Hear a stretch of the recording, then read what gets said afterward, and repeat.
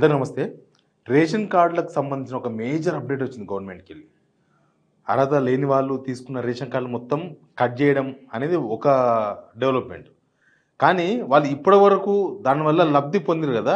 బియ్యం తీసుకున్నారు, లేకపోతే ఇంకేమేమి తీసుకున్నారో అదంతా రికవరీ యాక్ట్ ప్రకారం రికవరీ చేయాలనే ఆలోచన గవర్నమెంట్‌లో ఉండడం అనేదే బిగ్ బ్రేకింగ్ న్యూస్. అంటే ఇన్ని రోజులు వాళ్ళు అర్హత ఉందా లేదా అనేది ఎవరు తేల్చలే.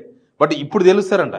ఇప్పుడు గవర్నమెంట్ మొత్తం లెక్కలు తెలుస్తున్నారంట. హైదరాబాద్లో ఆల్రెడీ టాలీ పూర్తయింది.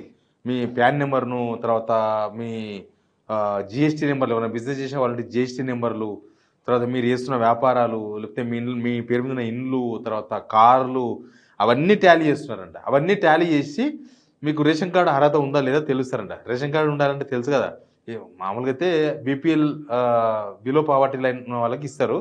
బట్ మన దగ్గర 1,10,00,000 కార్డులు ఉన్నాయి తెలంగాణలో. మొత్తం 1,10,00,000 కార్డులు. మన దగ్గర కుటుంబాలు ఎంత?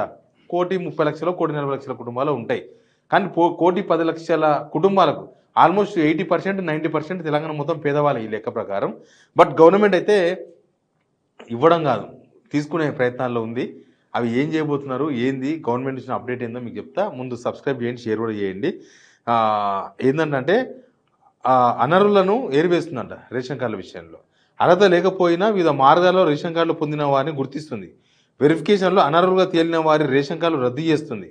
ఇటీవల ఇట్లాంటి వాళ్ళు లక్షల మంది తేలినంట. ఒక హైదరాబాద్లోనే 2 lakhs మంది, 2 లక్షల మంది అనర్హులని తేలిందంట. ఎప్పుడైనా రేషన్ కార్డు రద్దు చేస్తారు అనర్హులని తేలితే. చాలామంది రేషన్ కార్డులు పోయినాయి.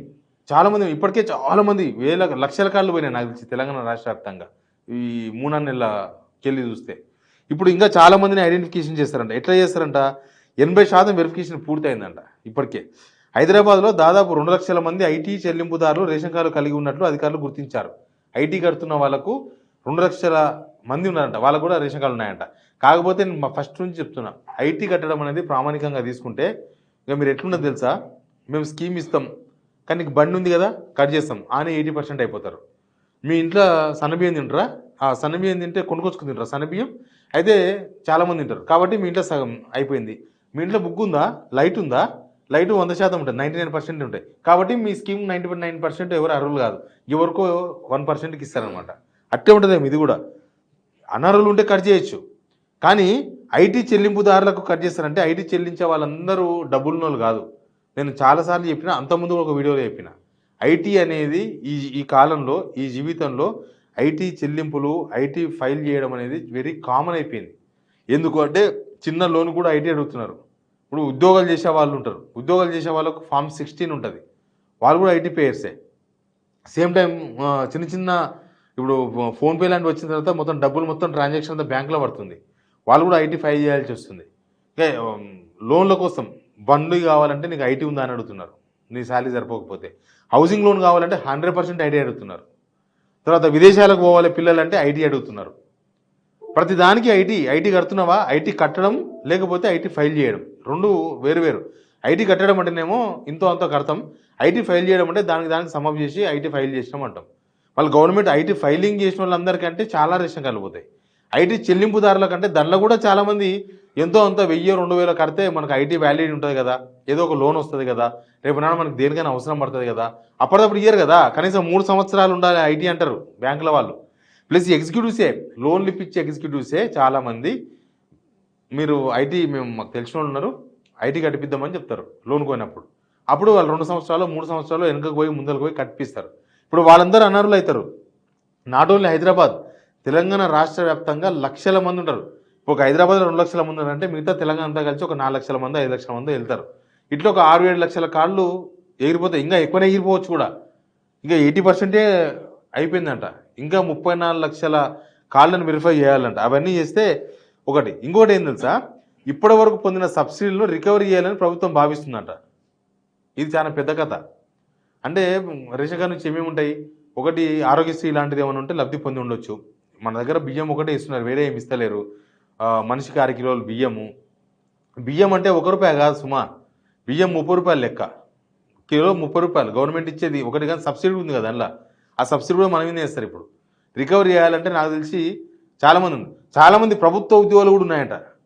ప్రభుత్వ ఉద్యోగులకు కూడా రేషన్ కార్డులు ఉన్నాయంట. ప్రభుత్వ ఉద్యోగుల కార్డులు ఐటీ చెల్లింపుదారులను ఆర్టిఫిషియల్ ఇంటెలిజెన్స్తో గుర్తించారంట. ప్రభుత్వ ఉద్యోగులు కూడా చాలా మంది ఉన్నాయంట. ఉండొచ్చు, మీకు తెలిసి కూడా చాలా మందికి ఉండొచ్చు. పెద్ద పెద్ద బిల్డింగ్లు ఉంటాయి, కార్నర్లా కమర్షియల్ బిల్డింగ్ ఉంటుంది, ఆయనకు రేషన్ కార్డు ఉంటుంది. ఎట్లొస్తావో తెలియదు, ఎవరిస్తారో ఆఫీసర్లే ఇస్తారు. వాళ్ళైతే సొంతంగా దొంగ ప్రింట్ అయితే తీసుకోరు కదా, ఆఫీసర్లే ఇస్తారు. లోకల్ కూడా కార్పొరేటర్ ఇప్పిస్తాడు, లేకపోతే ఎమ్మెల్యే అని చాలా మంది తీసుకుంటారు. ఎవరు తీసుకుంటారు? వాళ్ళు ఆర్టిఫిషియల్ ఇంటెలిజెన్స్తో గుర్తించారు. అనంతరం అనర్హుల డేటా బయటకు వచ్చింది. దాదాపు 80% వెరిఫికేషన్ ప్రక్రియ పూర్తవగా త్వరలో విచారణ కూడా చేపడతారు. అనంతరం రేషన్ కార్డులు రద్దు చేస్తారంట. ఇన్కమ్ ట్యాక్స్ చెల్లించే వారు రేషన్ కార్డులు రద్దు చేయాలని కేంద్రం అనుకుంటుందంట. కానీ ఇక్కడ మన దగ్గర ఆధార్, పాను, ఇన్కమ్ ట్యాక్స్ డేటా సాయంతోనే పరిశీలిస్తుంది. అనంతరం వారి ఆర్థిక స్తోమతను అంచనా వేసి కార్డుల తొలగింపు ప్రక్రియ చేపడుతున్నారు. ఖరీదైన వాహనాలు కలిగి ఉన్న వారిని కూడా లబ్ధిదారుల జాబితాని తొలగిస్తారు. ఖరీదైన వాహనాలు అంటే ఎంత? ఇప్పుడు మామూలుగా ట్యాక్సీ నడుపుకునే అన్నలు ఉంటారు, వాళ్ళు డ్రైవర్ ఉద్యోగం కన్నా ఒక బండి కొంటే, మన బండి మనమే నడుపుకుంటే 4 పైసలు మిగులుతాయి, మన జీతం మనకు పడుతుంది, ఒకరి కింద పనిచేసిన అవసరం లేదనుకుంటారు. ఆ కార్లు తక్కువ లేవు కదా, మినిమం 8 లక్షలు, 9 లక్షలు, 10 లక్షల పైన ఉన్నాయి కార్లు ఇప్పుడు. ఆ కార్లు మరి ఆ కార్లను కూడా మీరు కాస్ట్లీ కార్ల కింద లెక్క పెడితే చేసేదేం లేదు. ఇప్పటికే ఇందిరమ్మ ఇండ్ల విషయంలో కారు ఉంటే ఇందిరమ్మ ఇళ్ళకు అర్హులు కారంట. కారు అంటే ఏ కార్ అయినా ఓకేనంట, ట్యాక్సీ ప్లేట్ కార్ అయినా, ఓన్ ప్లేట్ కార్ అయినా ఇందిరమ్మ ఇండ్లకు ఎలిజిబుల్ కాదని చెప్తున్నారు లోకల్గా ఉండే ఆఫీసర్స్. మరి అట్లంటే వాళ్ళు బతకనికి తీసుకున్న కార్లు కూడా ప్రాబ్లం అవుతుంది. ఇంకొకటి ఏంటంటే రేషన్ కార్డులకు పట్టణాల్లో 2 లక్షలు, గ్రామాల్లో 1.5 లక్షల లోపే ఆర్థికవాదం ఉన్నవారు మాత్రమే అర్హులు. నెలకు 1 లక్ష ఆదాయం పొందుతున్న వ్యక్తులు కూడా, లక్షల ఆదాయం పొందుతున్న వాళ్ళు కూడా రేషన్ కార్డులు ఉన్నారు. కానీ రేషన్ కార్డులకు పట్టణాల్లో 2 లక్షలు, గ్రామాల్లో 1.5 లక్షలు మాత్రమే అంటే ఇన్ని కార్డులు అవసరం ఉండదు. 20 లక్షల కార్డులో 30 లక్షల కార్డులు అవసరం పడుతుంది అంతే. అంటే వీళ్ళ లెక్క ప్రకారం 70% కార్డులు లేచిపోవాలి, ప్లస్ వాళ్ళందరి నుంచి డబ్బులు రికవరీ చేయాలి. ఇదో పెద్ద కథ. యాక్చువల్గా ఖమ్మం జిల్లాలో జరిగింది ఇది ప్రయోగాత్మకంగా. ఖమ్మం జిల్లాలో ఏమైందంటే పెన్షన్స్ డబుల్ పెన్షన్స్ తీసుకున్నాం. డబుల్ పెన్షన్స్ అంటే ఏం లేదు, ఇప్పుడు వాళ్ళు ప్రభుత్వం నుంచి ఏదో ఉద్యోగంకి వెళ్ళి, చిన్నదో పెద్ద ఏదో ఉద్యోగంకి వెళ్ళి రిటైర్మెంట్ అయి ఉంటారు, వాళ్ళకి పెన్షన్ వస్తుంటుంది. తర్వాత వాళ్ళకి వృద్ధాప్య పెన్షన్ కూడా తీసుకుంటుంటారు. వాళ్ళ దగ్గర నుంచి డబ్బులు రికవరీ చేశారు. అట్లాంటి వాళ్ళ దగ్గర నుంచి దాదాపు 100 మంది పైనే ఆ ముసలితో డబ్బులు రికవరీ చేసింది గవర్నమెంట్, రికవరీ యాక్ట్ పెట్టి. ఇప్పుడు రేషన్ బియ్యం తీసుకున్న వాళ్ళ దగ్గర నుంచి ఎన్ని సంవత్సరాల నుంచి ఉంటాగా లెక్క, వాళ్ళ దగ్గర ఎన్ని సంవత్సరాల నుంచి రేషన్ బియ్యం తీసుకున్నారు, ఎన్ని కిలోలు తీసుకున్నారు, లెక్కేంది. ఇప్పుడు ఒకవేళ నేను ఒక చిన్న లెక్క చెప్తా, మీరు చాలా ఉంటుంది, నేను చాలా అర్థమవుతుందని చెప్తా. ఒకవేళ 100 కిలోల బియ్యం మీ దగ్గర నుంచి రికవరీ చేయాలంటే 100 కిలోలు ఇంటూ 30 ఎంత అవుతుంది? 3,000 రూపాయలు అవుతుంది. కానీ ఒక నలుగురు వ్యక్తులు ఉండే ఇంట్లో మంత్లీ 24 కిలోలు, సంవత్సరానికి ఎంత అవుతుంది? సంవత్సరానికి దగ్గర 400 కిలోలు, 10 సంవత్సరాలకు 4,000 కిలోలు. 4,000 కిలోలు ఇంటూ 30 రూపాయలు వేసుకుంటే 1,20,000 రూపాయలు అవుతాయి. నలుగురు ఉన్న వ్యక్తిలో 1,20,000 రూపాయలు రికవరీ చేస్తారా? వీళ్ళు కడతారా జనం? అసలు ఏందో వీళ్ళ ఆలోచన ఏందో. ఎటు తిరిగి డబ్బులు కావాలి గవర్నమెంట్ డబ్బులు కావాలి కాబట్టి ఇది ఒక తంతు. ఇచ్చిన వాళ్ళ మీద యాక్షన్ తీసుకోవాలి. అసలు రేషన్ కార్డులు ఇచ్చిన వాళ్ళు ఎవరు? ఆఫీసర్స్. అప్పుడు మీ దగ్గర డేటా ఉంటుంది కదా, ఇచ్చిన వాళ్ళు ఎవరు డేటా కూడా ఉంటుంది. అప్పుడు ఆఫీసర్లు ఎవరు, దానికి సంతకం ఉంటుంది, సివిల్ సప్లైస్ ఆఫీసర్ సంతకం ఉంటుంది. వాళ్ళ మీద చర్యలు తీసుకోవాలి. ముందు జనాలు గవర్నమెంట్కి వెళ్ళి స్కీములు తీసుకోవాలి, రేషన్ కార్డు తీసుకోవాలని ఉంటుంది చాలామందికి. బట్ ఇచ్చిన వాళ్ళు ఎవరు? ఇప్పుడు హైడ్రా కనుక పర్మిషన్లు ఇచ్చిన ఇండ్లని గొడగొడుతున్నట్టు వీళ్ళే పర్మిషన్లు ఇచ్చి వీళ్ళే డబ్బులు రికవరీ చేయడం మాత్రం చాలా పెద్ద శాఖే జనాలకు. ఇది ఇప్పటివరకు ఉన్న డేటా. ముందు ఏం జరుగుతుందో తెలియదు. ఇంకా పెన్షన్ అనేది కూడా ఉంది. ఇప్పుడు కొన్ని ఏరియాలంట పెన్షన్, చనిపోయిన వాళ్ళ పెన్షన్ కూడా ఆఫీసర్లు తీసుకుంటున్నారట వాళ్ళ పేరు మీద. మరి 3 monthsకి ఒకసారి ఫేస్ రికగ్నిషన్ చేస్తారు కదా, మరి అది పనిచేయదా? అంటే టెక్నాలజీ ఫెయిల్ అయిందా, గవర్నమెంట్ ఫెయిల్ అయిందా?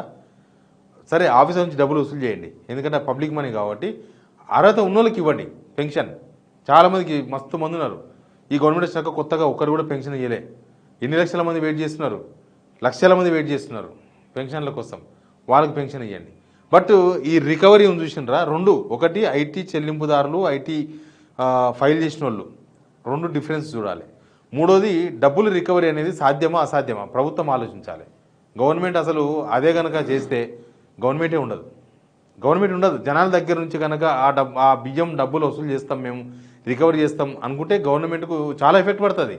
అసలు ఇక వీళ్ళు ఏ ఎలక్షన్స్లో గెలవరు, ఎక్కడ రానియరు. మరి గవర్నమెంట్ భయపడుతుందా ఓట్ల కోసం, లేకపోతే ముందుకు పోతుందా, వెనుకకు పోతుందా, ఏమైతే తెలియదు. చూద్దాం. Please subscribe.